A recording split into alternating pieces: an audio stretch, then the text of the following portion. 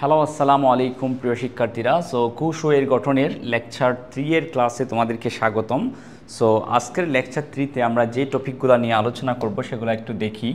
সেই টপিকগুলোর মধ্যে আছে তোমাদের প্রোটোপ্লাস্ট এই প্রোটোপ্লাস্ট সংক্রান্ত কথা হবে, এবং আমরা আলোচনা করব হচ্ছে প্রোটোপ্লাজম নিয়ে, এবং আলোচনা করব হচ্ছে প্লাজমা মেমব্রেন নিয়ে, যেটা হচ্ছে খুবই গুরুত্বপূর্ণ। এবং প্লাজমা মেমব্রেনের যে গঠন, ফ্লুইড মোজাইক মডেল সম্বন্ধেও আমরা এইখানে আলোচনা করব।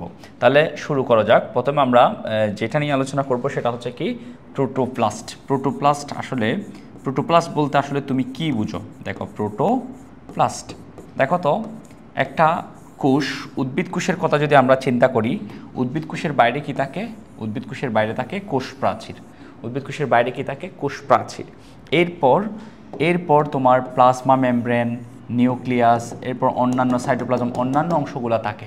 তাহলে এখন যদি তুমি এই যে কোষ প্রাচীর, এই যে তোমার কোষ প্রাচীর সাদা বর্ণের, এই কোষ প্রাচীরকে যদি তুমি ছাড়া কোষের ভিতরে যে বাকি অংশটা, এর ভিতরে যে বাকি অংশটা চিন্তা করো, সেটাই হচ্ছে আসলে কি প্রোটোপ্লাস্ট। তাহলে আমরা বলতে পারি কি কোষ প্রাচীর ছাড়া, অর্থাৎ এই কোষ প্রাচীরটাকে যদি আমরা বাদ দিয়ে দিই, তাহলে বাকি অংশটাই হচ্ছে কি প্রোটোপ্লাস্ট। তাহলে আমরা কি বলতে পারি? কোষ প্রাচীর ব্যতীত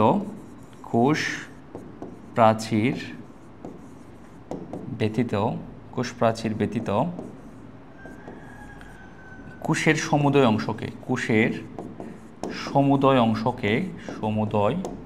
অংশকে আমরা কি বলবো? অংশকে আমরা প্রোটোপ্লাস্ট বলবো। ঠিক আছে? তাহলে আমরা প্রোটোপ্লাস্ট কি ব্যাপারটা বুঝতে পারলাম। এখন আমরা আলোচনা করব হচ্ছে প্রোটোপ্লাজম নিয়ে। প্রোটোপ্লাজম, দেখো, এই যে প্রোটোপ্লাস্ট আমরা পড়লাম, এই প্রোটোপ্লাস্টকে দুইটা অংশে ভাগ করা হয়েছে। একটা হচ্ছে তোমার নির্জীব বস্তু, আরেকটা হচ্ছে সজীব বস্তু।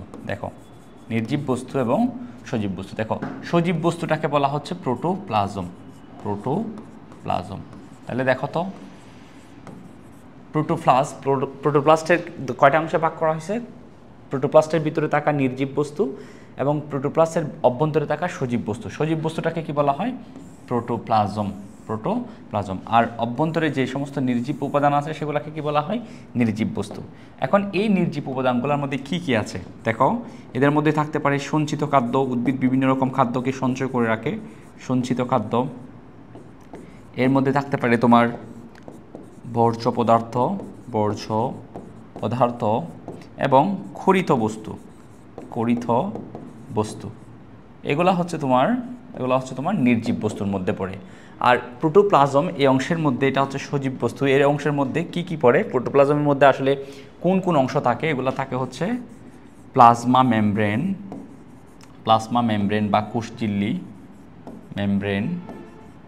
বা কোষঝিল্লি, অর্থাৎ বাইরে যে প্লাজমা মেমব্রেন থাকে এটা, এবং সাইটোপ্লাজম, ভেতরে থাকে সাইটোপ্লাজম, এই অংশটাও প্রোটোপ্লাজমের অংশ, এবং নিউক্লিয়াস। তাহলে এই তিনটা অংশ মূলত হচ্ছে, তাহলে ভিতরে হচ্ছে নিউক্লিয়াস, এবং এখানে যে সাইটোপ্লাজম, এবং সাইটোপ্লাজমে অঙ্গাণুগুলো সহ, ঠিক আছে, এখানে যে কোষীয় অঙ্গাণুগুলো আছে এগুলো সহ সাইটোপ্লাজম এবং কি নিউক্লিয়াস, এই তিনটা অংশ, প্লাজমা মেমব্রেন, সাইটোপ্লাজম এবং নিউক্লিয়াস, এই তিনটা নিয়ে আমাদের কি গঠিত? প্রোটোপ্লাজম গঠিত। এখন যদি বলা হয় প্রোটোপ্লাজমের অংশগুলো কী কী, আমি আবার একটু বলবো হচ্ছে প্লাজমা মেমব্রেন, বাইরে প্লাজমা মেমব্রেন, এরপর হচ্ছে সাইটোপ্লাজম, এখানে দানাদার সাইটোপ্লাজম, কোষীয় অঙ্গাণুগুলো সহ, এবং কেন্দ্রে থাকে কি? নিউক্লিয়াস। ঠিক আছে? এই তিনটা অংশ নিয়ে হচ্ছে কি গঠিত? প্রোটোপ্লাজম গঠিত হয়েছে। আর যদি প্রোটোপ্লাজমের সংজ্ঞাটা দিতে যাও, সংজ্ঞা যদি এমনি বলা হয়, তাহলে তোমরা বলবা হচ্ছে এটা হচ্ছে অর্ধস্বচ্ছ, অর্ধতরল, আঠালো, কলয়েডধর্মী সজীব পদার্থটাকে বলা হচ্ছে কি? প্রোটোপ্লাজম। এভাবে আমরা সংজ্ঞা দিতে পারি। যদি অংশের কথা বলি, এই তিনটা অংশের কথা আমরা বলবো। তাহলে এখন আসো, প্রোটোপ্লাজম নিয়ে বিশেষ কিছু কথা আমরা একটু জেনে নিই। দেখো, প্রোটোপ্লাজম নিয়ে আমরা কিছু কথা যদি বলতে হয়, দেখো, প্রোটোপ্লাজম এইটার নামকরণ কে করেছে? প্রথম হচ্ছে আসো নামকরণে, একজন বিজ্ঞানী, ওনার নাম হচ্ছে ফেলিক্স ডুজার্ডিন। উনি এই প্রোটোপ্লাজমকে নামকরণ করেছে সার্কোট হিসেবে। তাহলে ফেলিক্স ডুজার্ডিন প্রোটোপ্লাজমের কি নাম দিয়েছে? সার্কোট। এরপর হচ্ছে দেখো, বিজ্ঞানী ফারখিনজে উনি নাম দিয়েছেন হচ্ছে প্রোটোপ্লাজম। তাহলে আমরা যে প্রোটোপ্লাজম নামটা ব্যবহার করি এই নামটা হচ্ছে কার দেওয়া? এটা হচ্ছে তোমার পারকিনজের দেওয়া, ঠিক আছে? তাহলে আমরা এই বিষয়টা একটু মনে রাখবো। এরপর এই প্রোটোপ্লাজমকে বলা হয়, একজন বিজ্ঞানী, যে বিজ্ঞানীর নাম হচ্ছে হক্সলে, উনি এই প্রোটোপ্লাজমের জন্য একটা বিশেষ কথা বলেছে। উনি বলেছেন প্রোটোপ্লাজম হচ্ছে জীবনের ভৌতভিত্তি। এটা খুব ইম্পর্টেন্ট, এটা কিন্তু পরীক্ষায় 2 মার্কের প্রশ্নের জন্য আসে। প্রোটোপ্লাজমকে কেন জীবনের ভৌতভিত্তি বলা হয়? প্রোটোপ্লাজম জীবনের কি বলা হয়? জীবনের ভৌতভিত্তি, ফিজিক্যাল বেসিস অফ লাইফ, ভৌতভিত্তি। এখন প্রশ্ন হচ্ছে কেন জীবনের ভৌতভিত্তি বলা হয়? ব্যাপারগুলো আমরা এখান থেকে একটু দেখে নেব। তাহলে এটাকে বলা হচ্ছে প্রোটোপ্লাজম জীবনের ভৌতভিত্তি। এটা কে বলেছে? এটা বলেছে বিজ্ঞানী হক্সলে, ঠিক আছে? কেন? দেখো প্রোটোপ্লাজম হচ্ছে, দেখো প্লাজমা মেমব্রেন, সাইটোপ্লাজম, নিউক্লিয়াস, অর্থাৎ পুরা কোষটাই হচ্ছে প্রোটোপ্লাজম। আর আমাদের শরীরের কোষের অভ্যন্তরে যত রাসায়নিক ক্রিয়া বিক্রিয়া হয় সবগুলা প্রোটোপ্লাজমের মধ্যে হয়। তাহলে একটা আমরা বলতে পারি, নাম্বার 1, সকল প্রকার ক্রিয়া বিক্রিয়ার স্থান হচ্ছে কি? ক্রিয়া বিক্রিয়ার স্থান, ক্রিয়া বিক্রিয়ার স্থান হচ্ছে কে? প্রোটোপ্লাজম। সেজন্য এটাকে জীবনের ভৌতভিত্তি বলা হয়। আরেকটা 2 নাম্বার আমরা বলতে পারি সকল ধরনের কোষীয় অঙ্গাণু সে ধারণ করে। এই যে ক্লোরোপ্লাস্ট, মাইটোকন্ড্রিয়া, গোলজি বডি, যত কোষীয় অঙ্গাণু আছে সবগুলা এ ধারণ করে, ঠিক আছে? সকল কোষীয় অঙ্গাণুর কি? অঙ্গাণুর ধারক বলতে পারো, সে সকল কোষীয় অঙ্গাণুর ধারক। এবং বলতে পারো এর বৈশিষ্ট্যটাই হচ্ছে কি? অর্থাৎ প্রোটোপ্লাজমের বৈশিষ্ট্যই হচ্ছে জীবের বৈশিষ্ট্য। এই বিষয়গুলোর জন্য তোমার প্রোটোপ্লাজমকে কি বলা হয়? জীবনের ভৌতভিত্তি বলা হয়। এটা তোমার ক এর প্রশ্নে আসতে পারে, ঠিক আছে? ক এর প্রশ্নে আসতে পারে যে প্রোটোপ্লাজমকে জীবনের ভৌতভিত্তি বলা হয় কেন। আবার এমসিকিউতে আসতে পারে প্রোটোপ্লাজমকে জীবনের ভৌতভিত্তিটা কোন বিজ্ঞানী বলেছে? মনে রাখবে বিজ্ঞানী হক্সলে, ওনার নাম মনে রাখবা। এর পরবর্তী আমরা যদি আরেকটা বিষয় তোমাদেরকে বলি যে প্রোটোপ্লাজমের মধ্যে, এই যে প্রোটোপ্লাজমের মধ্যে পানির পরিমাণ প্রোটোপ্লাজমে কত ভাগ? 70 থেকে 90 ভাগ পানি থাকে। 70 থেকে কত ভাগ পানি থাকে? 90 ভাগ পানি। এটা কিন্তু 70 থেকে 90% কি পানি এখানে উপস্থিত থাকে, এটা আমরা বলতে পারি পার্সেন্ট পানি থাকে। তাহলে খেয়াল করো, তাহলে কত ভাগ পানি? 70 থেকে 90 ভাগ এখানে পানি আছে। তাহলে পানির পরিমাণ অনেক বেশি। দেখো প্রোটোপ্লাজম মানে হচ্ছে, দেখো কোষটাই আসলে প্রোটোপ্লাজম। তাহলে পানি না থাকলে কোষ থাকবে না, কোষ না থাকলে জীব থাকবে না। সেজন্য এই পানিটাকে বলা হয় কি? পানিকে কি বলা হয়? ফ্লুইড অফ লাইফ, বা এটাকে বলা হচ্ছে কি? পানিকে কি বলা হয়? ফ্লুইড অফ লাইফ বলা হয়ে থাকে, ঠিক আছে? তাহলে যদি বলা হয় কাকে ফ্লুইড অফ লাইফ বলা হয়, তাহলে বলবো হচ্ছে পানিকে। কারণ কি? কারণ প্রোটোপ্লাজমের 70 থেকে 90% হচ্ছে পানি। আর পানি না থাকলে প্রোটোপ্লাজম বা কোষ থাকবে না, কোষ না থাকলে কোনো জীব সম্ভব নয়। তাহলে এই বিষয়টা আমরা মনে রাখবো। এরপর প্রোটোপ্লাজম নিয়ে আমরা একটা বিষয় জেনে রাখবো, সেটা হচ্ছে প্রোটোপ্লাজমীয় চলন, ঠিক আছে? সেটা হচ্ছে কি? প্রোটোপ্লাজমীয় চলন, যেটাকে বলা হয় ইংরেজিতে সাইক্লোসিস, ঠিক আছে? তাহলে প্রোটোপ্লাজমীয় চলন বলতে আসলে কি বুঝো? দেখো, ধরো তুমি যদি চিন্তা করো, এটা হচ্ছে একটা উদ্ভিদ কোষের কোষ প্রাচীর বাইরে, এবং ভেতরের অংশটা হচ্ছে প্রোটোপ্লাজম। কোষ প্রাচীরের ভেতরের অংশটা হচ্ছে প্রোটোপ্লাজম। এবং এই প্রোটোপ্লাজমকে ধরো তুমি তরলের মতো চিন্তা করতে পারো। এবং এই প্রোটোপ্লাজমটা ধরো যদি একটা কোষ গহ্বরকে ঘিরে, ধরো এটার ভিতরে হচ্ছে একটা কোষ গহ্বর, এই কোষ গহ্বরকে ঘিরে যদি তোমার প্রোটোপ্লাজমটা এরকম একমুখী ঘুরতে থাকে, মানে একদিকে এভাবে ঘুরতেছে, তখন আমরা তাকে বলবো প্রোটোপ্লাজমে, এই ধরনের প্রোটোপ্লাজমীয় চলনকে বলবো আমরা একমুখী আবর্তন। কি বলবো? একমুখী আবর্তন, ঠিক আছে? তাহলে একমুখী আবর্তন, এই একমুখী আবর্তনটা দেখা যায় কোথায়? একমুখী আবর্তনটা দেখা যায় হচ্ছে তোমার পাতাঝাজি উদ্ভিদের কোষস্থ ক্লোরোপ্লাস্টে। পাতাঝাজি উদ্ভিদের উদ্ভিদের কুশস্থ ক্লোরোপ্লাস্টে, প্রোটোপ্লাজমে, কুশস্থ প্রোটোপ্লাজমে। ঠিক আছে, এরপর দেখো যদি এমন হয় যে অনেকগুলা কোষ গহ্বর, ভিতরে অনেকগুলা কোষ গহ্বর এবং ভিতরের যে প্রোটোপ্লাজম, এই প্রোটোপ্লাজমটা এই কোষ গহ্বরগুলাকে কেন্দ্র করে বিভিন্ন দিকে ঘুরতেছে। অনেকগুলা কোষ গহ্বরকে কেন্দ্র করে যদি প্রোটোপ্লাজমটা তোমার কোষ প্রাচীরের চারপাশে বিভিন্ন দিকে আবর্তিত হয়, তখন তাকে আমরা বলবো হচ্ছে বহুমুখী আবর্তন। তখন কি বলবো? বহুমুখী আবর্তন। এখন এই বহুমুখী আবর্তন দেখা যায় একটা উদ্ভিদটার নাম মনে রাখবো আমরা, ট্রাডেস্কেনসিয়া। এই উদ্ভিদের কোষের মধ্যে এই ধরনের বহুমুখী আবর্তন দেখা যায় কার? প্রোটোপ্লাজমের। তাহলে প্রোটোপ্লাজমীয় চলন হচ্ছে কত প্রকার? 2 প্রকার। একটা হচ্ছে তোমার একমুখী আবর্তন, একটা হচ্ছে তোমার বহুমুখী আবর্তন। ঠিক আছে, একমুখী আবর্তন দেখা যায় পাতাজাজি উদ্ভিদের কোষস্থ প্রোটোপ্লাজমে, আর বহুমুখী আবর্তন দেখা যায় হচ্ছে ট্রাডেস্কেনসিয়া উদ্ভিদের মধ্যে। তাহলে এ হচ্ছে আমাদের প্রোটোপ্লাজম নিয়ে কথা। এখন হচ্ছে দেখো যে প্রোটোপ্লাজমের যে বিভিন্ন অংশগুলো আমরা দেখলাম, কি কি থাকে প্রোটোপ্লাজমের অংশ? প্রোটোপ্লাজমের মধ্যে কি কি অংশ থাকে? অংশগুলা হচ্ছে কি? প্রোটোপ্লাজমের অংশগুলা কি? এগুলো হচ্ছে প্লাজমা মেমব্রেন,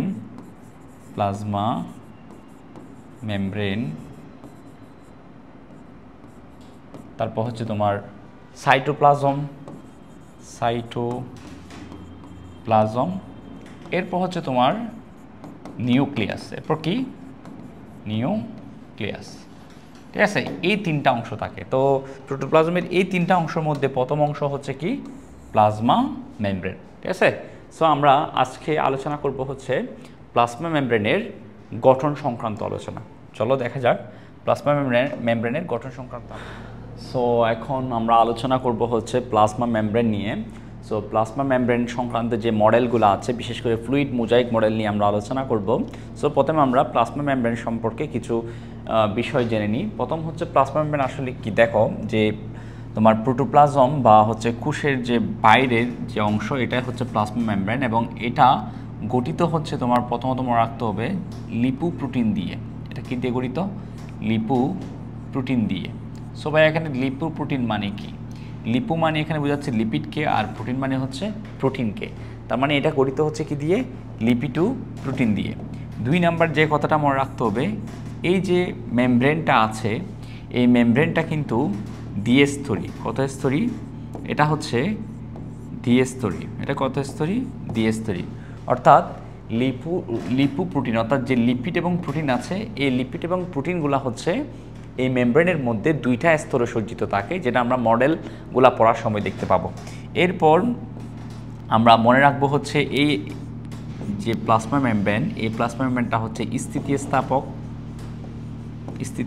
অর্থাৎ অনেকটা রাবারের মতো স্থিতিস্থাপক এবং সূক্ষ্ম।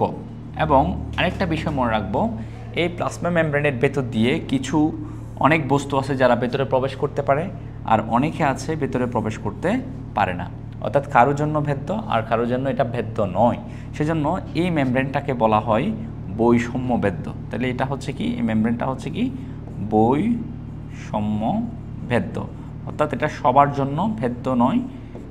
কোনো রাসায়নিক অণু আছে যারা প্রবেশ করতে পারে, আর অনেকে আছে যারা প্রবেশ করতে পারে না।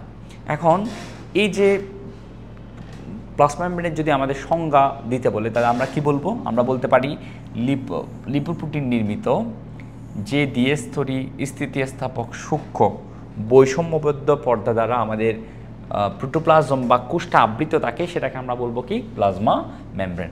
এখন দেখো এই প্লাজমা মেমব্রেন কিভাবে গঠিত, এই গঠন সংক্রান্ত অনেকগুলা মডেল বিভিন্ন বিজ্ঞানী প্রবর্তন করেছেন। তাদের মধ্যে দেখো প্লাজমা মেমব্রেনের যে ভৌত গঠন, এর মধ্যে আছে উল্লেখযোগ্য এই ডিনিয়ালি এবং ডেভিডসনের স্যান্ডউইচ মডেল, তারপর হচ্ছে তোমার রবার্টসনের ইউনিট মেমব্রেন মডেল বা একক পর্দা মডেল, এবং সিঙ্গার ও নিকলসনের ফ্লুইড মোজাইক মডেল, এবং বেনসন মডেল এবং লেনার্ট ও সিঙ্গার মডেলও আছে।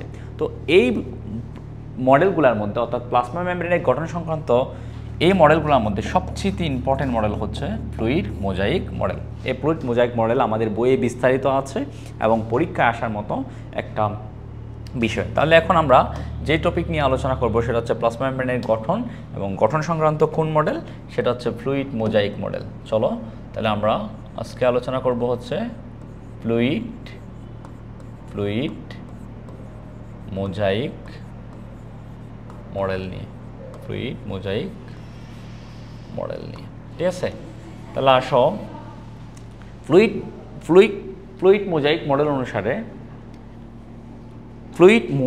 মডেল অনুসারে এই যে প্লাজমা মেমব্রেন এটা কি কি উপাদান দিয়ে গঠিত আমরা যদি একটু দেখি। প্রথম হচ্ছে প্লাজমা মেমব্রেন গঠিত হচ্ছে ফসফোলিপিড দিয়ে এবং এর সাথে আছে প্রোটিন, যে প্রোটিনগুলোকে বলা হয় মেমব্রেন প্রোটিন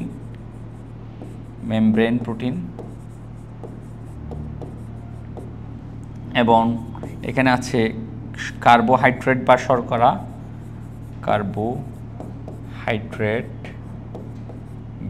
শর্করা, এবং এই মডেল অনুসারে এখানে আমরা আরও দেখতে পাবো কোলেস্টেরলকে।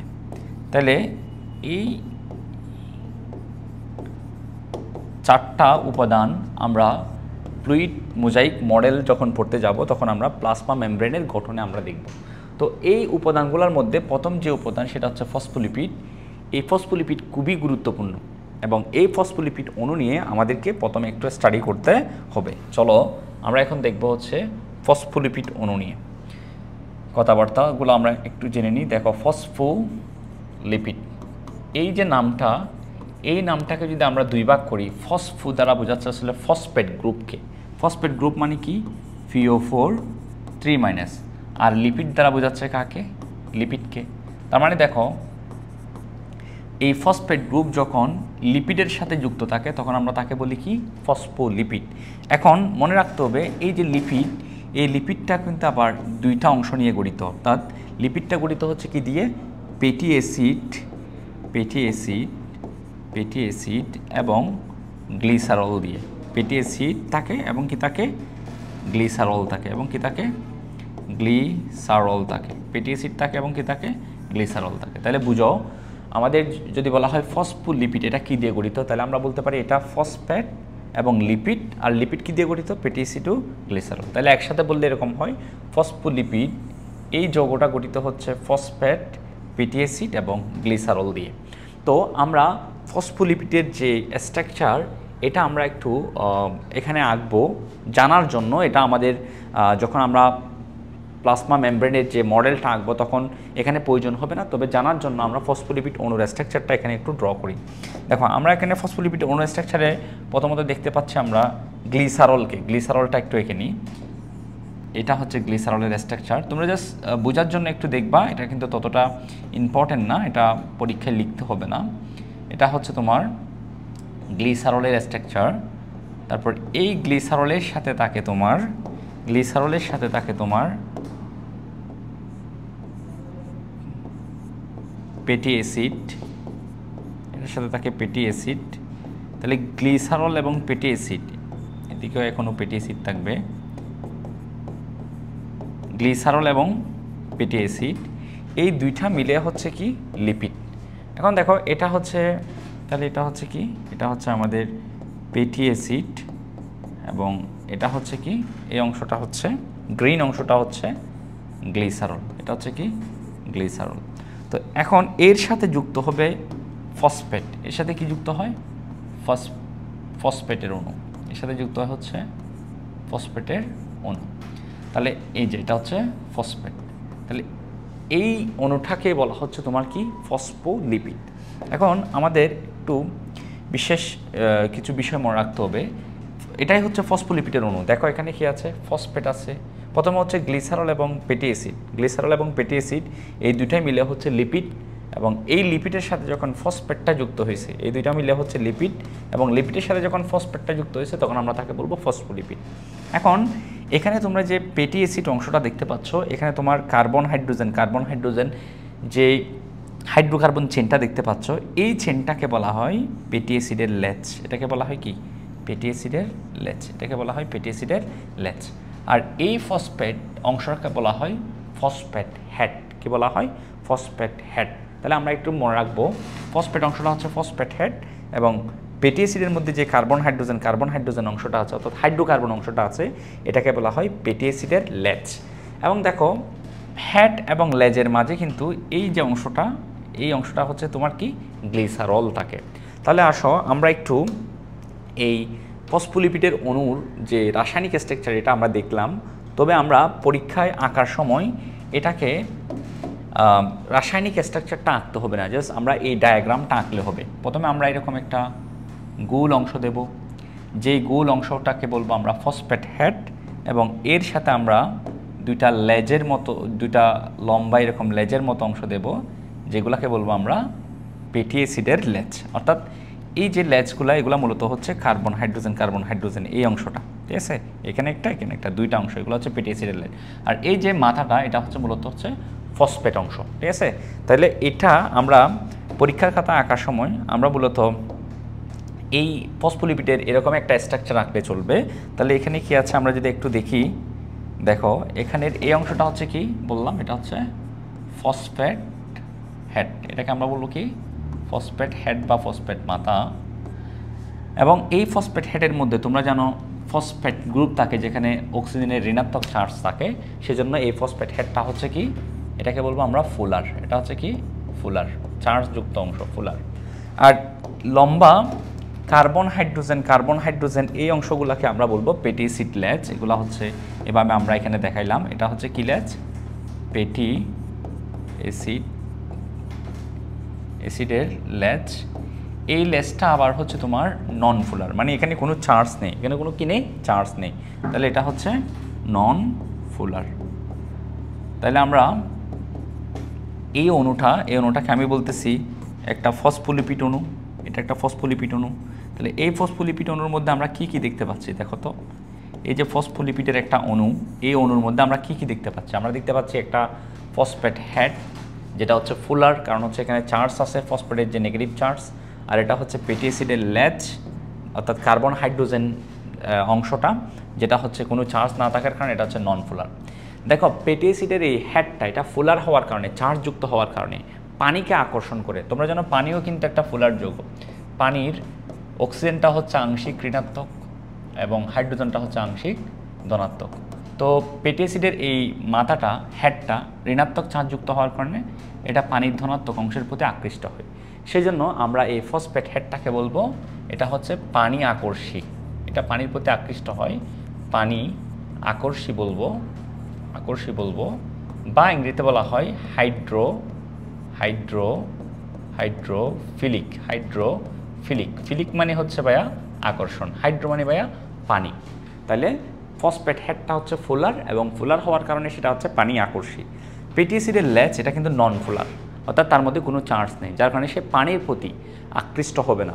তো এটাকে আমরা বলবো এই ফ্যাটি অ্যাসিড যে লেজ, এই অংশটাকে আমরা বলবো, লেজ অংশটাকে বলবো এটা হচ্ছে তোমার পানি বিকর্ষী। এটা হচ্ছে পানি বিকর্ষী, অর্থাৎ এটা হচ্ছে হাইড্রোফোবিক। হাইড্রো মানে হচ্ছে পানি, ফোবিয়া মানে হচ্ছে ভয়, এটা হচ্ছে হাইড্রোফোবিক, ঠিক আছে? তাহলে একটা হচ্ছে পানি বিকর্ষী বা হাইড্রোফোবিক। তাহলে আসো ফসফোলিপিডের এই অণুটার মধ্যে আমরা দেখতে পাবো ফসফেট হেড। আমরা যদি একটু এটা আবার রিভাইজ করি, তাহলে একটা ফসফোলিপিডের অণু, এই ফসফোলিপিড অণুর মধ্যে আমরা দেখতে পাবো একটা ফসফেট হেড, এবং এই ফসফেট হেডটা হবে ফুলার, কারণ এখানে চার্জ আছে ফসফেটের মধ্যে। ফুলার হওয়ার কারণে এটা পানিকে আকর্ষণ করবে, সেজন্য এটাকে বলা হচ্ছে পানি আকর্ষী বা হাইড্রোফিলিক। এবং দুইটা আমরা লেজ দেখতে পাচ্ছি এখানে, যেগুলোকে বলা হচ্ছে ফ্যাটি অ্যাসিডের লেজ, কারণ এই লেজগুলো হচ্ছে মূলত ফ্যাটি অ্যাসিড থেকে এসেছে, কার্বন হাইড্রোজেনগুলা কেই বলা হচ্ছে ফ্যাটি অ্যাসিড লেজ। এবং এগুলো হচ্ছে নন ফুলার, অর্থাৎ এখানে কোনো চার্জ নেই। চার্জ না থাকার কারণে এটা পানির প্রতি আকৃষ্ট হবে না, পানিকে বিকর্ষণ করবে, পানি বিকর্ষী বা হাইড্রোফোবিক বলা হয়ে থাকে। এখন দেখো আমরা যে তিনটা উপাদান ছিল ফসফোলিপিডের মধ্যে, এই তিনটা উপাদানের মধ্যে একটা উপাদান আমরা পড়ে নিলাম। এই ফসফোলিপিডের মধ্যে কয়টা উপাদান ছিল? তিনটা উপাদান ছিল। এই তিনটা উপাদানের মধ্যে আমরা একটা উপাদান পড়ে নিলাম, সেটা হচ্ছে ফসফেট। এখন খেয়াল করো এই ফসফেটটা কীভাবে প্লাজমা মেমব্রেনটা গঠন করে এই ব্যাপারটা আমরা এখন লক্ষ্য করব। দেখো আমরা এখন দেখব হচ্ছে ফসফেটটা কীভাবে তোমার কি গঠন করে, প্লাজমা মেমব্রেন গঠন করে। তাহলে আসো প্রথমে আমরা ধরো এগুলো হচ্ছে ফসফেট হেড, এগুলো হচ্ছে ফসফেট হেড। আমি প্লাজমা মেমব্রেনটা কীভাবে, প্লাজমা মেমব্রেনের মধ্যে কীভাবে ফসফোলিপিডের অণুগুলো থাকে এই ব্যাপারটা আমি এখানে দেখাচ্ছি। এগুলো হচ্ছে ফসফেট হেড, তাহলে এটা কি ফসফেট হেড, এগুলো হচ্ছে কি ফসফেট হেড, ফসফেট হেড। এবং এই ফসফেট হেডগুলা, তাহলে ফসফেট হেডগুলো আগে আমরা দিয়ে নিই। দেখো এগুলো হচ্ছে ফসফেট হেড, এটা দুইটা লেয়ার থাকবে সেজন্য দুই দিকে এঁকে নিলাম ফসফেট হেড। এবং ফসফেট হেডের সাথে যুক্ত থাকবে কি ফ্যাটি অ্যাসিডের লেজ, এগুলো ধরো লেজ অংশ, এগুলো হচ্ছে কি অংশ, লেজ, ফ্যাটি অ্যাসিড লেজ।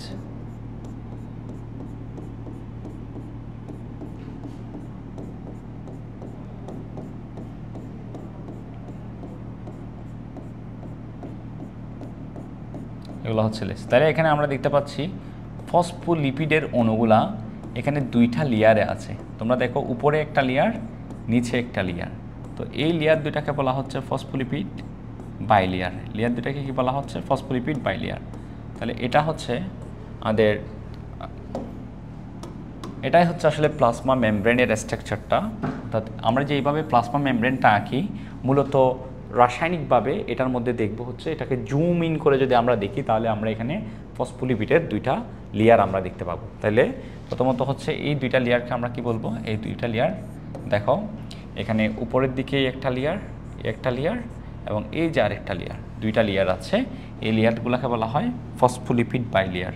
এই লেয়ারগুলো কি ফসফোলিপিড বাইলেয়ার বলবো, দুইটাকে একসাথে বলবো ফসফোলিপিড বাইলেয়ার। তাহলে আমরা যদি বাইলেয়ার দেখো, তাহলে প্লাজমা মেমব্রেনের মধ্যে মূলত কি দ্বারা গঠিত, ফসফোলিপিড বাইলেয়ার দ্বারা গঠিত।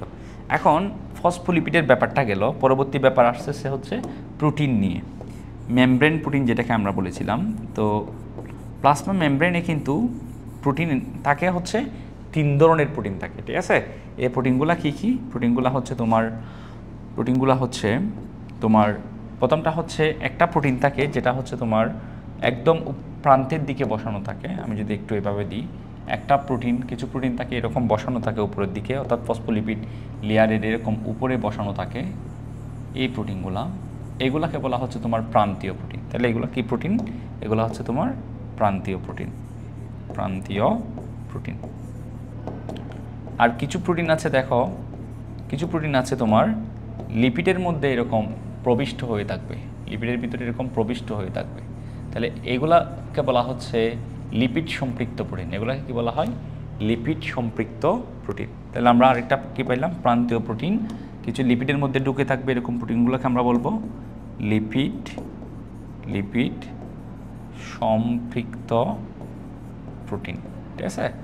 এবং আর এক ধরনের প্রোটিন আমরা দেখব, যে প্রোটিনটা লক্ষ্য করব হচ্ছে এই দিকে ঢুকে, অর্থাৎ 2 মেমব্রেন জুড়ে এই প্রোটিনটা থাকবে, মানে ফসফোলিপিড বাইলেয়ারের এক মেমব্রেন থেকে অন্য মেমব্রেন, 2 মেমব্রেন ক্রস করে এই প্রোটিনটা থাকবে, আমরা লক্ষ্য থাকতে দেখবো আমরা, ঠিক আছে। তাহলে এটাকে বলা হচ্ছে ইন্টিগ্রাল প্রোটিন। এই প্রোটিনটাকে কি বলা হয়, এটাকে বলা হচ্ছে ইন্টিগ্রাল প্রোটিন। তাহলে আমরা কয় ধরনের প্রোটিন লক্ষ্য করলাম, এটাকে বলা হচ্ছে তোমার ইন্টিগ্রাল প্রোটিন, ইন্টিগ্রাল প্রোটিন। তাহলে দেখো আমরা এখানে 3 ধরনের লক্ষ্য করলাম, একটা হচ্ছে তোমার, এটা হচ্ছে প্রান্তীয় প্রোটিন, এটা হচ্ছে তোমার, এটা হচ্ছে প্রান্তীয়, এটাকে বলা হচ্ছে প্রান্তীয়, এটা হচ্ছে প্রান্তীয় প্রোটিন। আর এটা হচ্ছে লিপিড সম্পৃক্ত, এটা হচ্ছে লিপিড সম্পৃক্ত। আর এটা হচ্ছে ইন্টিগ্রাল প্রোটিন। তাহলে আমরা 3 ধরনের প্রোটিন আমরা এখানে দেখলাম। এরপর হচ্ছে দেখো প্রোটিনের ব্যাপারটা গেল, এরপর আসতেছে কার্বোহাইড্রেট বা শর্করা। দেখো এই কার্বোহাইড্রেট বা শর্করাগুলো হচ্ছে মূলত গ্লুকোজের চেইন তুমি চিন্তা করতে পারো। ধরো এই কার্বোহাইড্রেট বা শর্করাগুলো গ্লুকোজের চেইনগুলো প্রোটিনের সাথে যুক্ত থাকতে পারে এইভাবে। ধরো গ্লুকোজের চেইনটা এইভাবে যুক্ত থাকতে পারে প্রোটিনের সাথে, এগুলো ধরো এক একটা গ্লুকোজের অণু। তাহলে এভাবে যদি প্রোটিনের সাথে, এটা হচ্ছে প্রোটিনের সাথে যখন গ্লুকোজের চেইন যুক্ত থাকবে তখন আমরা এদেরকে একসাথে বলবো হচ্ছে গ্লাইকোপ্রোটিন। কি বলবো? গ্লাইকো মানে হচ্ছে যে গ্লুকোজের চেইন এটা যুক্ত থাকে প্রোটিনের সাথে, সেজন্য বলবো গ্লাইকোপ্রোটিন। এরপর লক্ষ্য করো, যদি এরকম হয় গ্লুকোজের যে চেইনটা এটা লিপিডের অণুর সাথে, এখানে যে একটা লিপিডের অণু দেখতেছো এই লিপিডের অণুর সাথে এটা যুক্ত আছে, তখন কি বলবো আমরা? তখন আমরা এটাকে বলবো হচ্ছে গ্লাইকোলিপিড। এটাকে বলবো আমরা কি? গ্লাইকোলিপিড। তাহলে গ্লাইকো কেন? গ্লাইকো হচ্ছে যে গ্লুকোজের চেইনটা এটা যুক্ত আছে লিপিডের সাথে, ফসফোলিপিডের সাথে, সেজন্য আমরা এটাকে বলবো হচ্ছে গ্লাইকোলিপিড। তাহলে আমরা দেখলাম হচ্ছে গ্লুকোজের চেইন বা শর্করা বা কার্বোহাইড্রেটটা প্রোটিনের সাথে যুক্ত থাকতে পারে, তখন আমরা তাকে বলবো গ্লাইকোপ্রোটিন। আর লিপিডের সাথে যুক্ত থাকতে পারবে তখন আমরা তাকে বলবো গ্লাইকোলিপিড। এখন এই দুইটাকে গ্লাইকোপ্রোটিন এবং গ্লাইকোলিপিড এই দুইটাকে, একটা হচ্ছে গ্লাইকোপ্রোটিন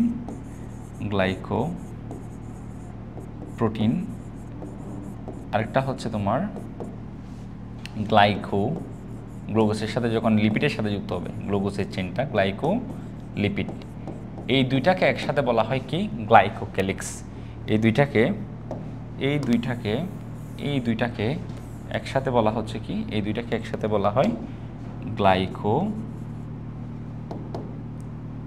গ্লাইকোক্যালিক্স। ঠিক আছে?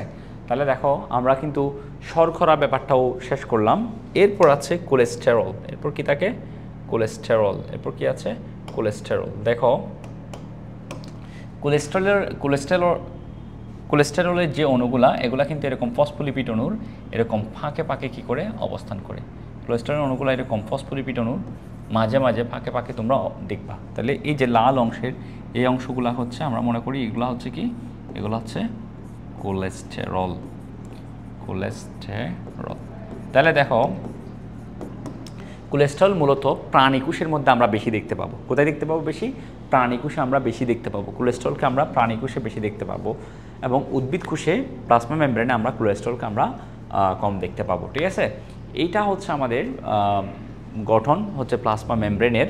তো আমরা আশা করি এতটুকু বুঝছি। এরপর আমরা দেখব হচ্ছে প্লাজমা মেমব্রেনের মধ্যে যে সমস্ত প্রোটিনগুলো আছে, যে প্রান্তীয় প্রোটিন, লিপিড সম্পৃক্ত প্রোটিন বা ইন্টিগ্রাল প্রোটিন, যেগুলোকে বলা হচ্ছে মেমব্রেন প্রোটিন, এই মেমব্রেন প্রোটিনের কাজগুলো কি এই ব্যাপারটা আমরা দেখব। তো মেমব্রেন প্রোটিনের কাজের মধ্যে যদি আমরা একটু দেখি, দেখো এই যে আমরা দেখলাম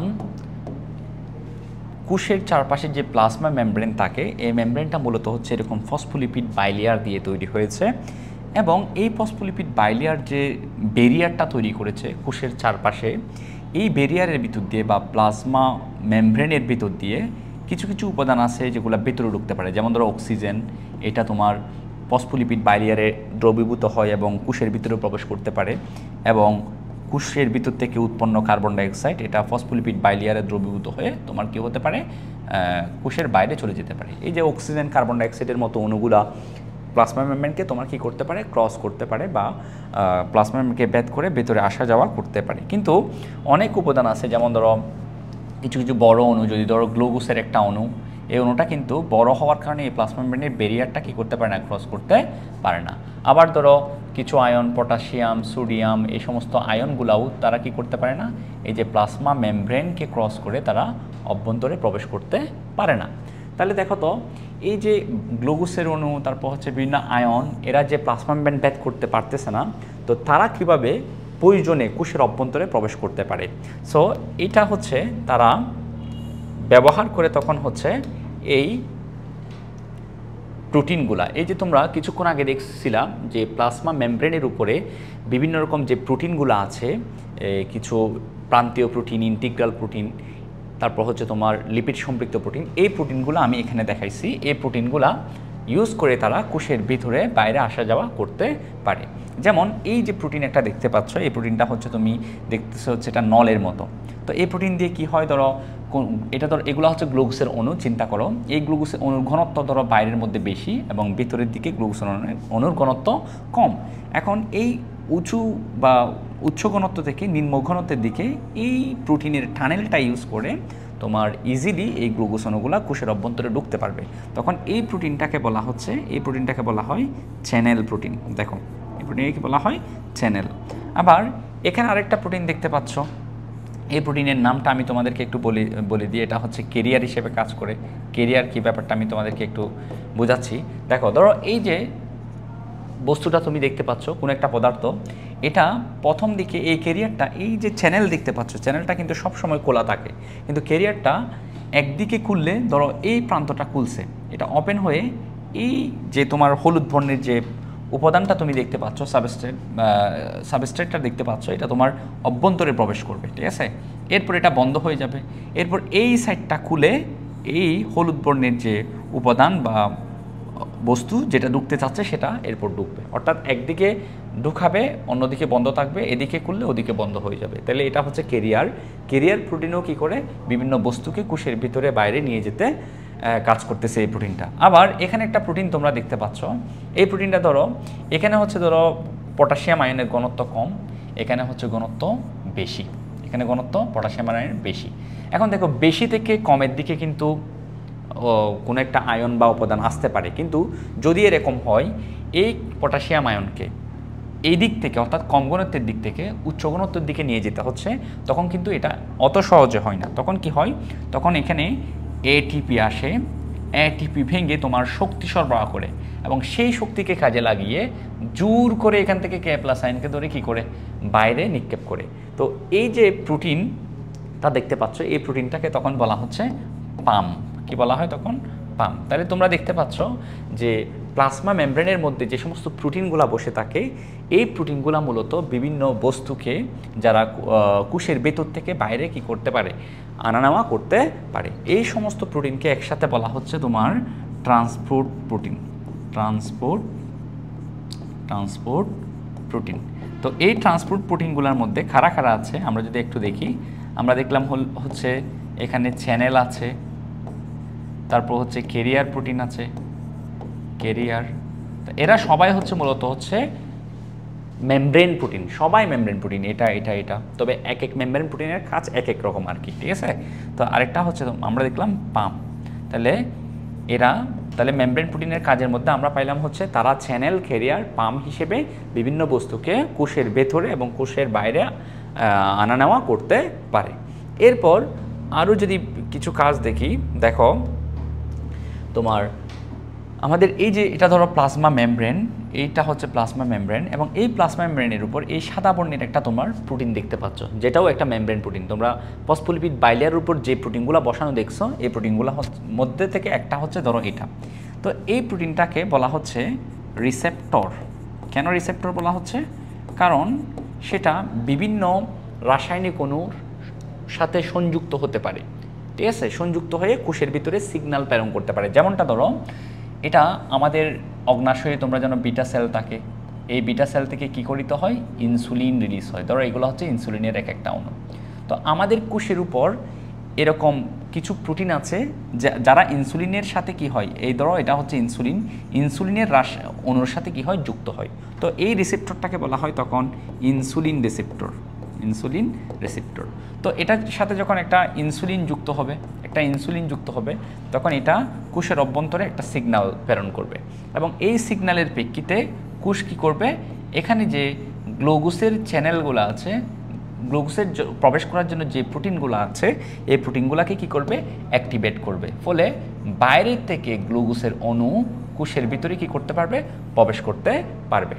তাহলে দেখো এই যে এটাকে তখন বলবো আমরা কি, রিসেপ্টর। তাহলে রিসেপ্টরের কাজ কি, বিভিন্ন রাসায়নিক কোষের বাইরের বিভিন্ন রাসায়নিক উপাদান বা বিভিন্ন রাসায়নিক অণুর সাথে সে কী হতে পারে, যুক্ত হতে পারে। যুক্ত হয়ে কোষের অভ্যন্তরে সিগন্যাল প্রেরণ করে তার প্রেক্ষিতে কোষ কী করে পদক্ষেপ গ্রহণ করে বা কাজ করে। তাহলে এই প্রোটিনগুলো যারা বাইরের অন্য অন্য সাবস্টেন্সের সাথে যুক্ত হয়ে তোমার কাজ সম্পাদন করবে তাদেরকে বলবো আমরা রিসেপ্টর। এখন রিসেপ্টর হিসেবেও কাজ করতে পারে। এরপর দেখো আরেকটা বিষয় তোমাদের বইয়ে বলছে, তারা অনেক সময় এনজাইম হিসেবে কাজ করে। দেখো প্লাজমা মেমব্রেনের মধ্যে যে প্রোটিনটা আছে তারা এনজাইম হিসেবে কাজ করে। তোমাদের বইয়ে একটা এনজাইমের কথা বলছে যেটার নাম হচ্ছে অ্যাডিনিলেট সাইক্লেস। তো এই এনজাইমটা কী করে, এই এনজাইমটা তোমার এটিপিকে, এডেনোসিন ট্রাইফসফেটকে তোমার পরিণত করে হচ্ছে CATP সাইক্লিন ATPতে।